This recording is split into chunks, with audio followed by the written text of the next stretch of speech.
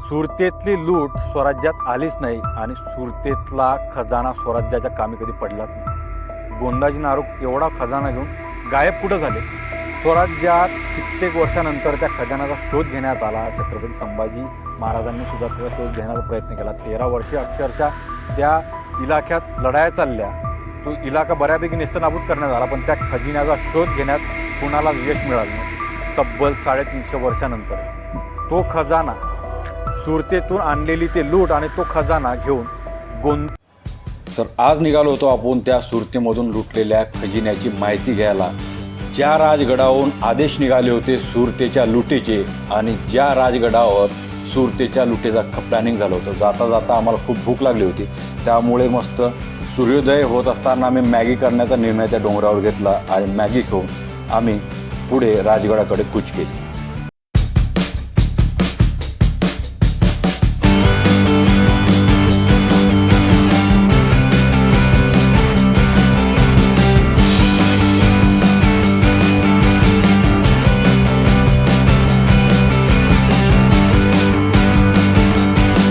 राजगडला जाताना आपल्याला मोर दिसले होते आणि जबरदस्त पिसारा फुलवला होता मोराने.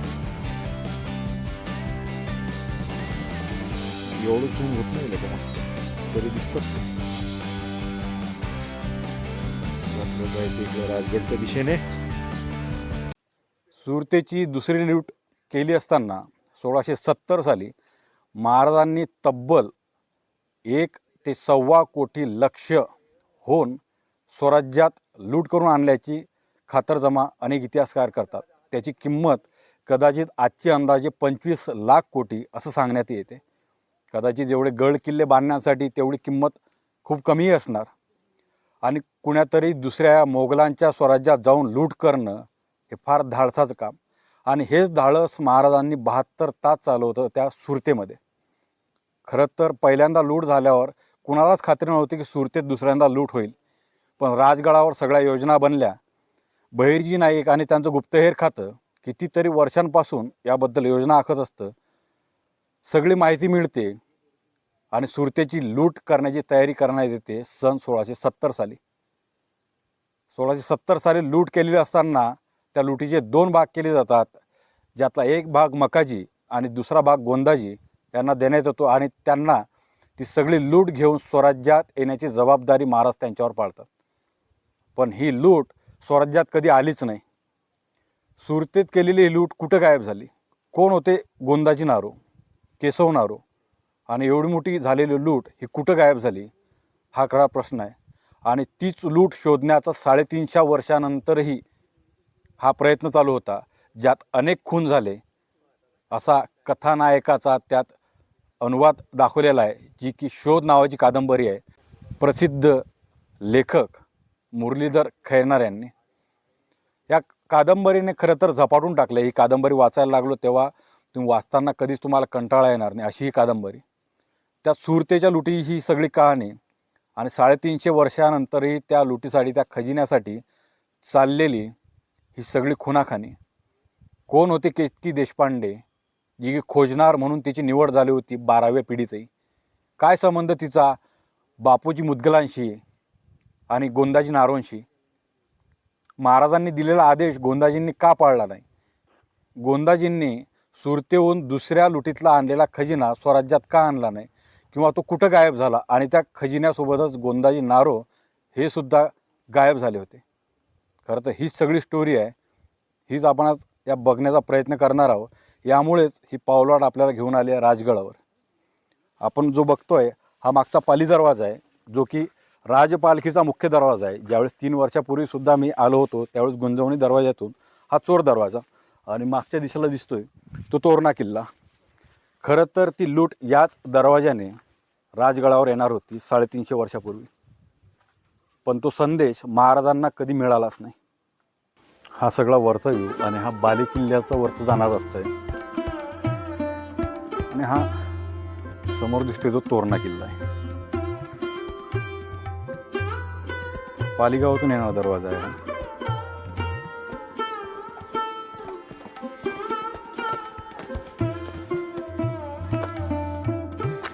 पालीच्या राजगडच्या पाली दरवाज्यातून आल्यावर हे सगळे दिवट्या किंवा त्यावेळेच्या मावळ्यांसाठी आराम करण्याची किंवा बसण्याची ठिकाण आहे ती सगळी.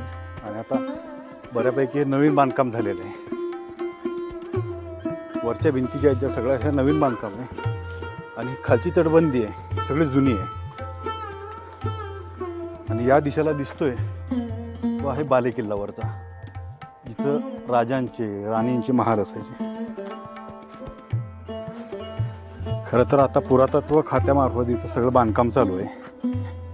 चुना मशीन्स लावून सगळं सामान वर आणलं जातं आणि वर सगळं बांधकाम चालू आहे. समोर दिसते तो बालेकिल्ला, या दिशेला सुवेळा माची आणि या दिशेला संजीवन माची आहे. तर सुवेळा माची मी बऱ्याच वेळा बघितलेली असल्या कारणामुळं यावेळेस आपल्याला संजीवन माची बघायची होती. आणि संजीवन माचीवर गेल्यावर मी तुम्हाला पुढचा इतिहास सांगणार आहे गोंदाजींचा. तर हे असं जुनं बांधकाम आहे. त्या टाईपच्या चौकीसारखं किंवा असंच काहीतरी प्रकार होता की तुम्ही जर या ठिकाणावर आले तर एका ठिकाणावरून तुम्ही अख्खा किल्ला एका दृष्टिक्षेपात घेऊ शकता. आणि समोर दिसतंय पद्मावतीचं, नाही हा सदर आहे, ही सदर आहे. आणि पुढे सगळे राजवाडे, तो राज दरबार असणार तो जो काय दिसतो तो, कारण त्याचं स्थापत्य शैली तशी आहे. आणि पुढे गेल्यावर त्या बाजूला खाली पद्मावतीचं मंदिर आहे आणि त्याच बाजूने हा गुंजवणीवरून येणारा रस्ता आहे.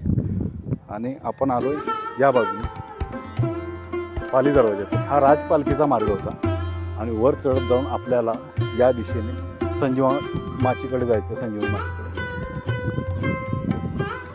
सुवेळा माची इथपर्यंत खूप लांब आहे. सुवेळा माची खरं तर झूम करून दाखवतो मी. सुवेळा माचीवरचा झेंडा आणि टोक आहे शेवटचं.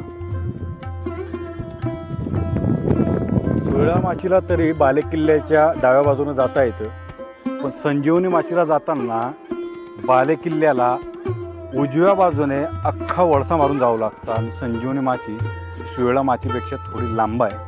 तर आपण त्याच दिशेला चाललो होतो सुवेळा माचीकडे. आता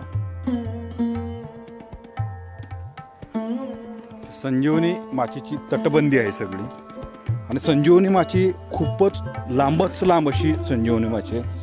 त्यामुळं त्याची जे बुरुज आहेत हे पुढं वाढतच जातात. इथून जी दिसते सगळी संजीवनी माचीचा हा फक्त पहिला टप्पा आहे. याच्या पुढे पण खूप संजीवनी माचीचे टप्पे आहेत. गोंदाजी नारो आणि केशव नारो हे दोन बंधू.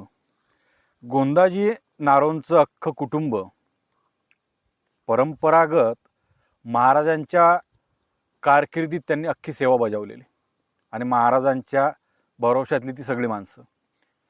गोंदाजी अक्षरशः 12 वर्षाचे असताना शिवाजी महाराजांच्या स्वराज्याच्या मोहिमेत सामील झाले होते.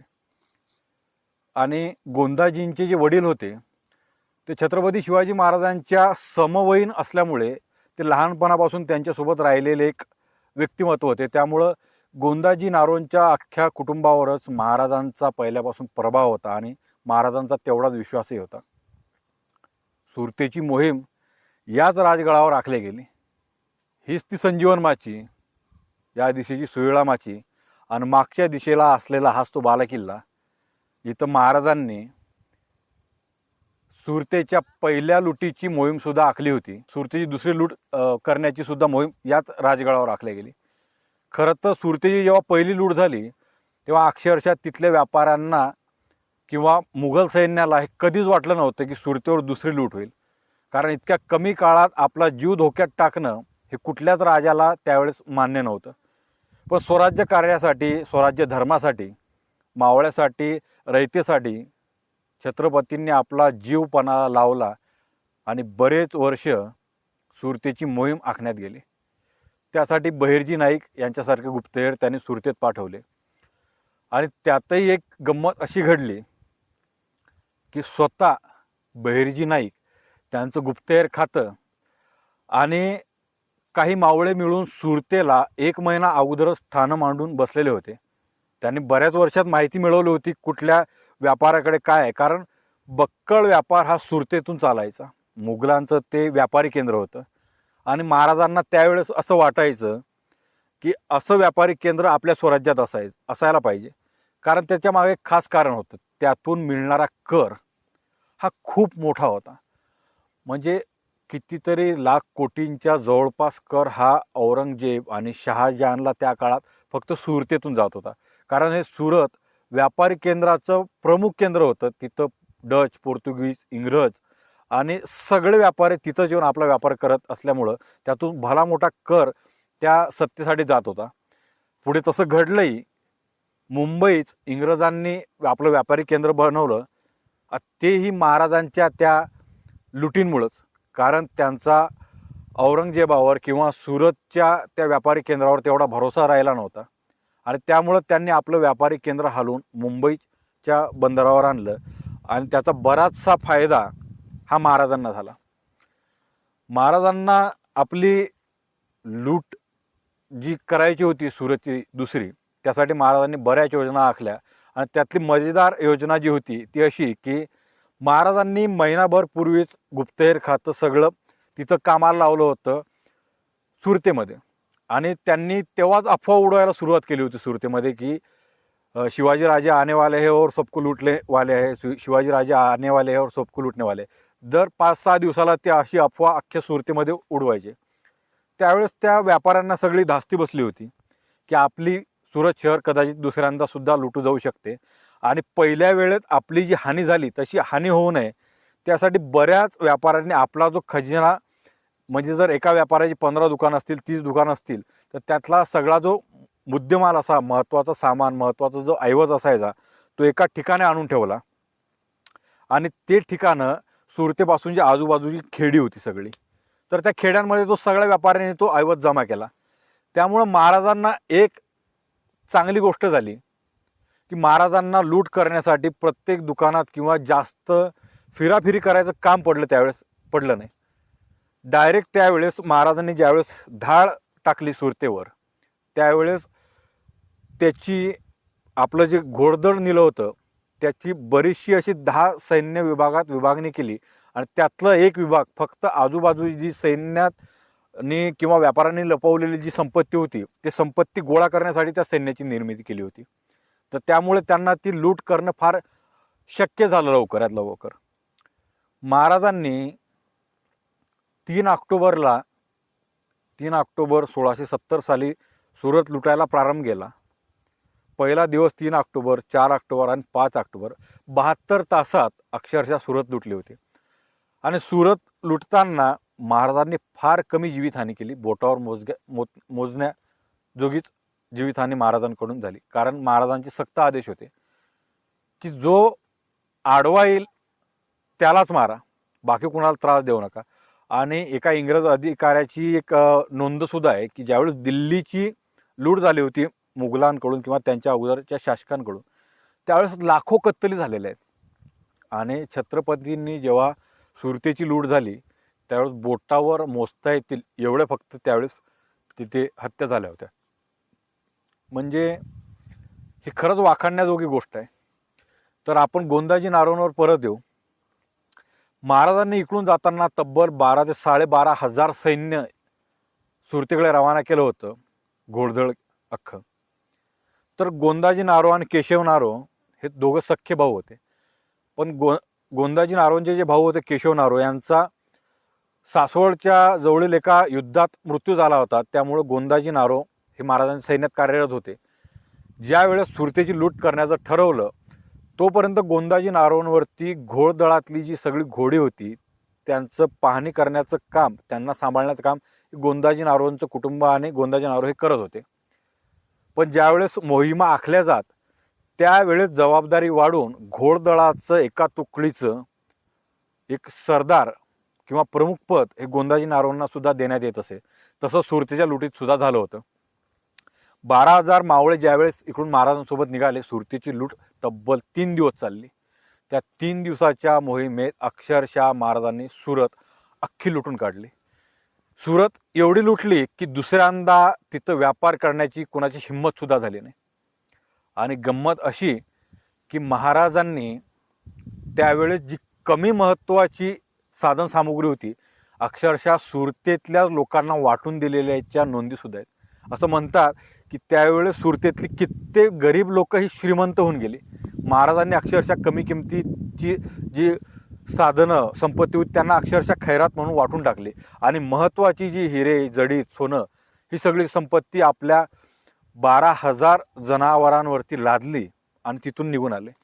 खरं तर तिथून निघताना महाराजांना जामनगर कल्याण हा स्वराज्यात येण्याचा सगळ्यात शॉर्टकट आणि सगळ्यात जवळचा मार्ग होता, पण तो महाराजांनी अवलंबला नाही. खरं तर महाराज तिकडून येताना येणारा लागणारा सगळा एरिया हा पोर्तुगीजांचा होता आणि पोर्तुगीजांशी त्यासाठीच महाराजांनी बऱ्याच वर्षीपासून आपले मैत्री संबंध पूर्ण चांगले ठेवले होते. म्हणजे महाराजांची कल्पकता बुद्धी बघा की आपल्याला लूट कितीतरी वर्षांनी करायची आहे, त्या अगोदरच महाराजांनी पोर्तुगीजांशी संबंध चांगले ठेवले होते की जेणेकरून ते आपल्याला आडवे येतील नाहीत. तरीही महाराजांनी लूट त्यांच्या साम्राज्यातून आणली नाही, कारण तरीही महाराजांनी त्यांच्यावर भरोसा ठेवला नाही की कितीतरी लाखो करोडो रुपयाची ती लूट होती. त्यामुळं त्यांनी भरोसा ठेवला नाही आणि पेठ जव्हार मार्गे येण्याचा त्यांनी तो मार्ग निवडला, साल्लेर मुल्लेर चांदवड मार्गे. त्यावेळेस येताना त्याची 2 कारणं होती. कारण तिथून लागणारी जी किल्ले होती कोळदरे, राजदेहरे, चांदवडची, साल्लेर मुल्लेर, इकडे जी सत्ता होती ही मुघलांचीच होती, पण त्या किल्ल्यांवरची तटबंदी नाजूक होती. तिथले मुघल सैन्य हे महाराजांच्या सैन्याशी भिडतील एवढं सैन्य तिथे त्यावेळेस नव्हतं. त्यामुळे महाराजांनी तो रस्ता निवडला होता. आणि त्याचं दुसरं अजून एक मुख्य कारण होतं, औरंगजेबाचा जो मुलगा होता मुअज्जम, हा त्या दक्षिण भागाचा जो होता तो दक्षिण भाग सगळा गणला जात होता, त्याचा त्या तिकडचा नेमलेला सरदार होता, औरंगजेबाचा तो मुलगा होता.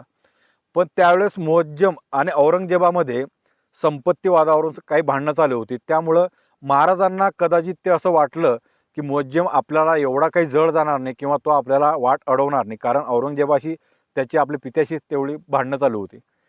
पण वास्तविक तसंच झालं नाही. मुअज्जम त्यावेळेस बुरानपूरला नसताना तो औरंगाबादला होता.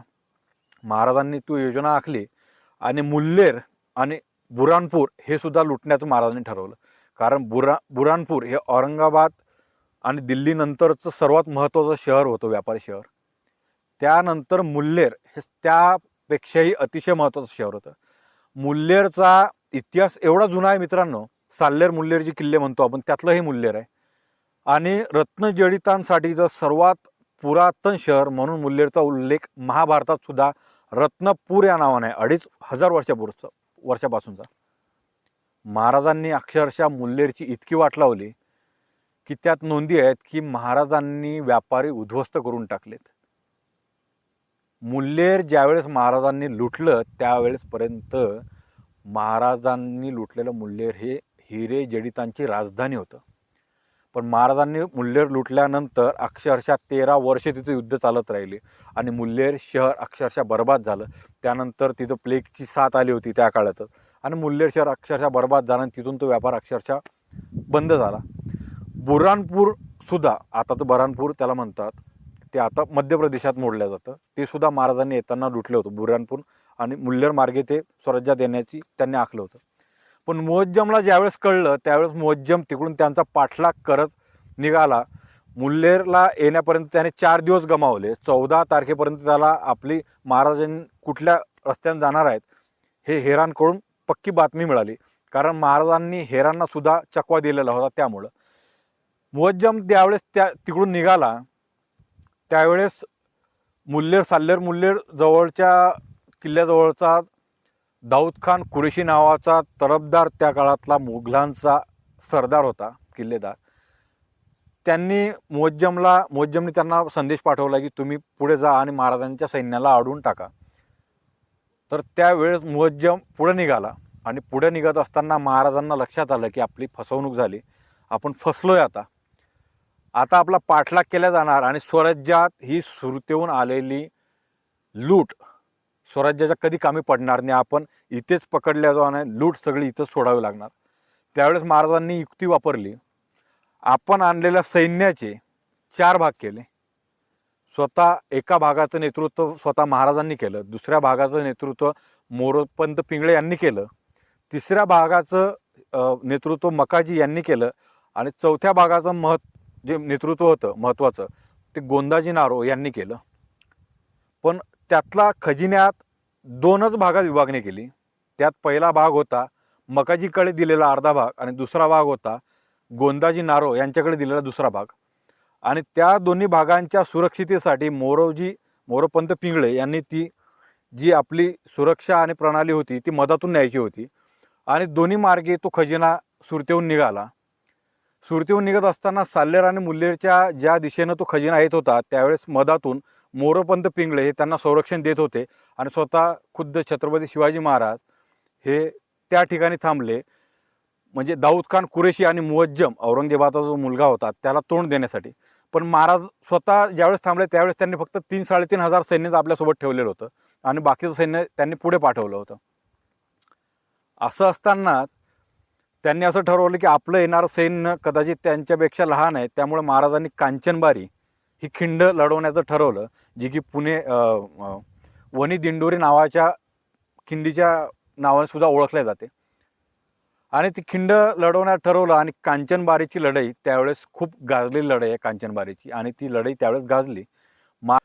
अशातच मकाजी आणि मोरोपंत पिंगळे यांचं दोघांचं सैन्य आणि खजाना हा स्वराज्यात तर आला, पण गायब होते ते गोंदाजी नारो. गोंदाजी नारो कुठे गेले? सुरतेतली लूट स्वराज्यात आलीच नाही आणि सुरतेतला खजाना स्वराज्याच्या कामी कधी पडलाच नाही. गोंदाजी नारो एवढा खजाना घेऊन गायब कुठं झालेत? हा प्रश्न सगळ्यांना पडलेला होता.